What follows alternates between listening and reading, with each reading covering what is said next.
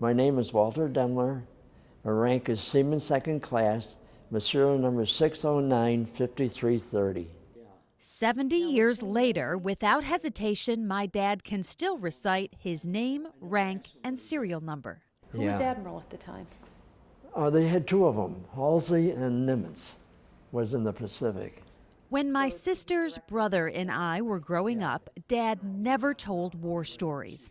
We knew he served in the South Pacific aboard the USS Thurston, but that was it. Dad and I recently visited the Buffalo Naval and Military Park, and the memories came flowing back. For the first time, he agreed to talk about everything he saw and did all those years ago, halfway around the world. It was June 1944, and the United States was already 3 years into the war in Europe and the South Pacific when my dad decided to enlist in the Navy, but he had to ask his parents' permission first. They gave their go-ahead because they had a sign for me. Oh, were you not yet 18? I wasn't 18 yet. The newly refurbished USS Thurston and its newly trained crew left New York City as the holiday approached at the end of December of 1944.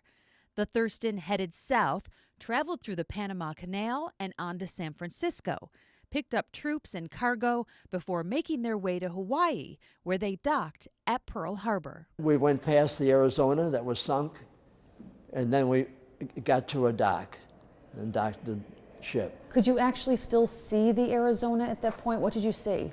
No, you only could see maybe a foot of the mast was sticking up out of the water then. That's all. I was assigned to a gun mount. When they sounded at general quarters throughout the ship, then you ran to your general quarters station. But when you got up there, you had to open up the ammunition boxes and get things ready. After several weeks of rehearsal, the attack force made its way to the shores of the small but strategic island of Iwo Jima. And the USS Thurston, carrying about 1,000 Marines plus artillery, moved within 100 yards of the shore. And on February 19th, just before daybreak, the battleships and heavy cruisers opened fire on the island to announce the U.S. arrival. That was something to see because that was deafening, because the battleships were behind us. And when they shot the shells, you could hear them coming over your head and hitting the island. And from my father's vantage point on his gun mount, a front row seat to the fighting and his first glimpse of the grim realities of war. The way that our ship was positioned, I could see the back, part of the back of the Shirabachi. And it was all cliffs-like, and down to the water. It wasn't a beach. And I seen 6 or 7 Japanese jump into the water, commit suicide. Dad's perch also allowed him to witness one of the most enduring photographic images of that battle, the raising of the American flag on the top of Mount Suribachi. I was just looking around, and then I looked over toward the island, and then I see this flag going up like that. But I didn't think nothing of it, you know. I thought, well, they got to the top. Things are going good. The next day, the Thurston moved out and began delivering battle casualties to Guam and the Solomon Islands, moving troops to other Pacific islands, and preparing for yet another assault, another major battle that would produce some of the most fierce fighting of the war in the Pacific, the invasion of Okinawa.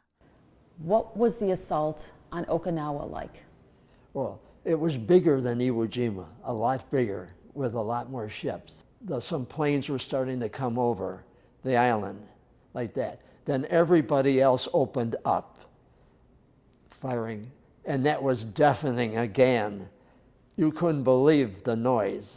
And you could see the tracer bullets going up and in the dark like that. Oh, it was fireworks you'd never seen before. The fighting was nonstop. U.S. ships firing on the island, and in the air, twin-engine Japanese bombers called Bettys targeting Navy ships along the coast, including one heading right for the Thurston. There was one that came right over our gun mount. I bet you it was only maybe 200 feet above the ship. It was really low. And the reason it was low, because it was hit and one engine was on fire. And as it come over, it had dropped its bombs already because the bomb bay doors were open.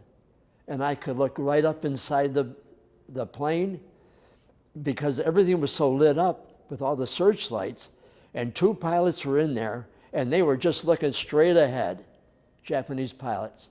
And what happened was they kept losing altitude, and they got real low, and when they got past us, they went down into the water. Wow, so they nearly missed your Crashed ship. into the water, almost hit us. So you were actually face to face with the enemy. Yep. It was the costliest battle of the South Pacific. 50,000 U.S. servicemen were killed and 100,000 Japanese. And thankfully, the USS Thurston sailed away unscathed. At any point, did you think, I might not survive? No, I didn't have any thought about that at all there.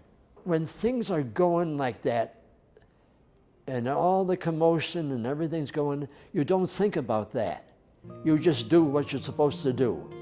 My dad was honorably discharged in June of 1946, met and married my mom a few years later, and settled back in his hometown of North Tonawanda, where there were eventually 5 little Demler landlubbers who never heard a word about their father's adventures at sea. When people talk about you being part of the greatest generation, and that those of you who went to war were heroes, what do you think when you hear that? I really don't think about it as being a hero or anything. When you're doing a job like that during the war, I mean, that's a job, you know, and you do it, and that's it. You know, you don't think, well, I was there and all that stuff. Yeah. I'm proud of you, Dad. Well, thank you. And I'm glad you came back. So have I.